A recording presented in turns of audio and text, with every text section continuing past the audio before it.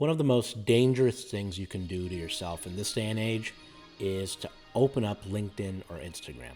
If you ask why, it seems like everyone's winning. Internships, job offers, fancy logos, everyone's moving ahead and you're just watching. That is what it feels like to think you're falling behind.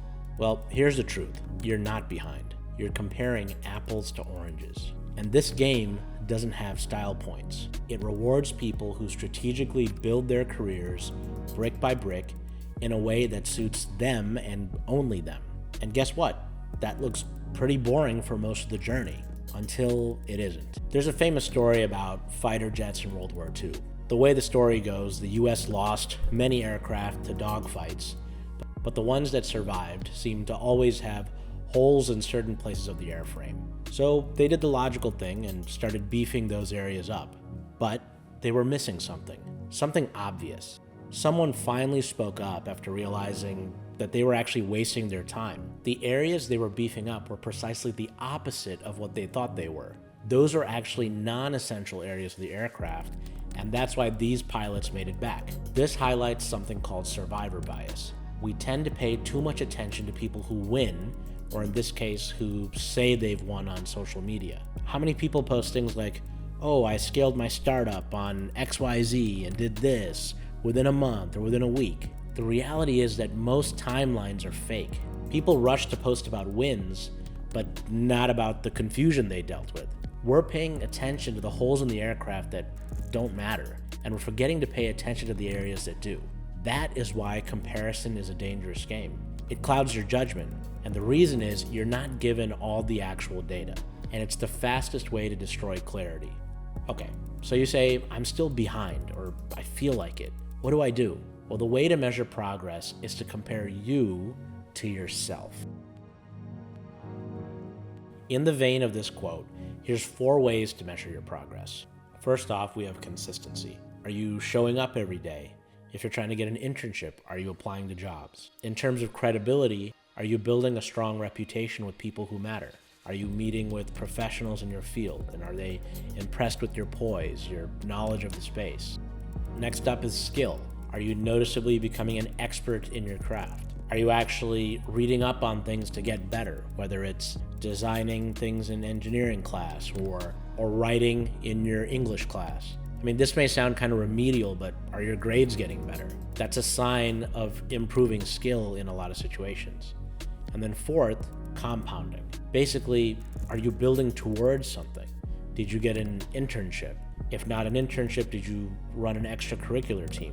Those little steps add up. To give you an example, I didn't get my first internship without having led an extracurricular engineering project. And I didn't get that leadership position without being a strong team member first. The people in the club didn't trust me until I showed my capabilities. And then I didn't even find out about that club until I started asking people about what groups were out there. And so that's my point. You need to start taking steps now that'll grow into something larger later. A lot of times you'll see people go through this process of analysis paralysis where they're like, well, how do I get the internship? Well, the question is actually not how you get the internship. The question is, what are the things you need to do to get the internship, right?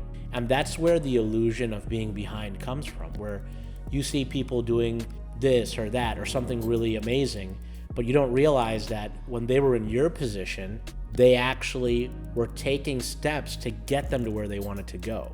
So if you look at all the 4 elements that I mentioned here, all of these ways to see if you're making progress have to do with building something. And that's the whole point. Building yourself over the long term, because these are long games measured in decades, right? And most importantly, you're measuring you against yourself. So when I ask, are you getting better at your skill or your craft? What that means is you're not looking at other people, you're looking at yourself. Are you better than you were yesterday? In terms of compounding, are you building towards something in a greater fashion than you were yesterday? So keep that in mind. And speaking of compounding, let's talk a little bit more about that. Basically, how one thing leads to another. Like I mentioned, taking on a leadership role in a club could lead to something much larger later.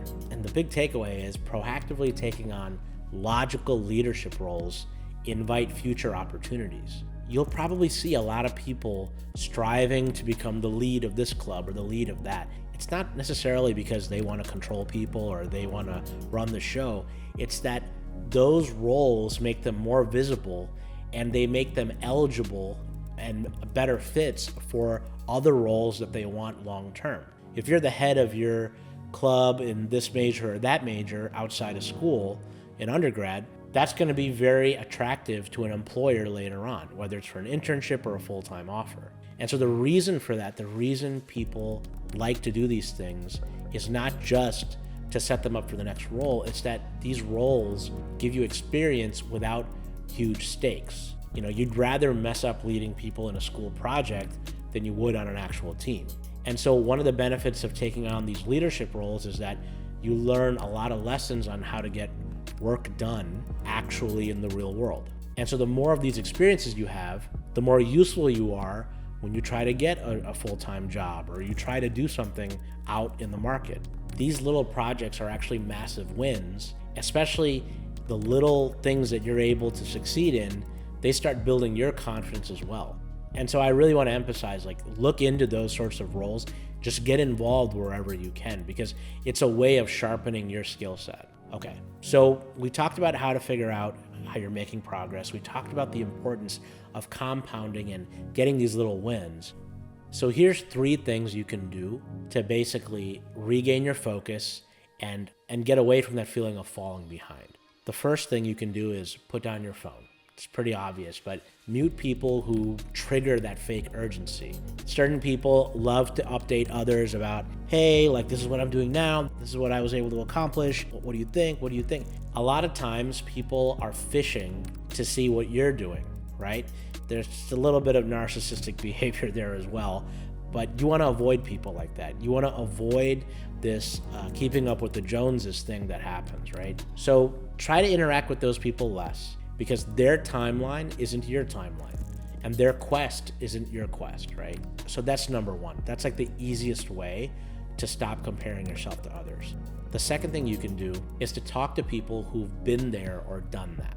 People already in the industry, in places you want to be, can help you define what the future looks like for you. It's an amazing hack. A lot of people don't really take advantage of that, but why would you want to recreate the playbook? There are other people that have gone through what you've gone through, and if you talk to more people, you'll really hone in on people like you tend to do well in this area. So talk to those people who've been there, done that, and see what resonates. And then the third thing is create one clear 30-day goal, which is basically that small win I was talking about. Basically, if you've put down your phone, stopped interacting with people that cause these issues, and then you talk to people who've been there, done that in terms of where you want to be, you should have an idea of what your vision is long term, the path that you kind of want to follow. So the third step here is work backwards from that future vision and ask yourself, what's one small thing you can do now to start building towards the future?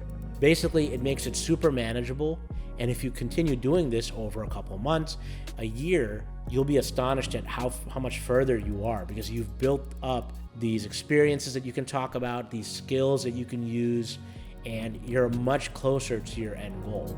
And at the end of the day, you're going to start realizing, hey, I'm not behind. I'm actually following my path to get to my vision, right? So the important thing is stop chasing optics. Don't worry about the social media posts. Chase traction. One of the biggest misconceptions out there is that people who succeed in their careers are actually young, brilliant, and can do no wrong.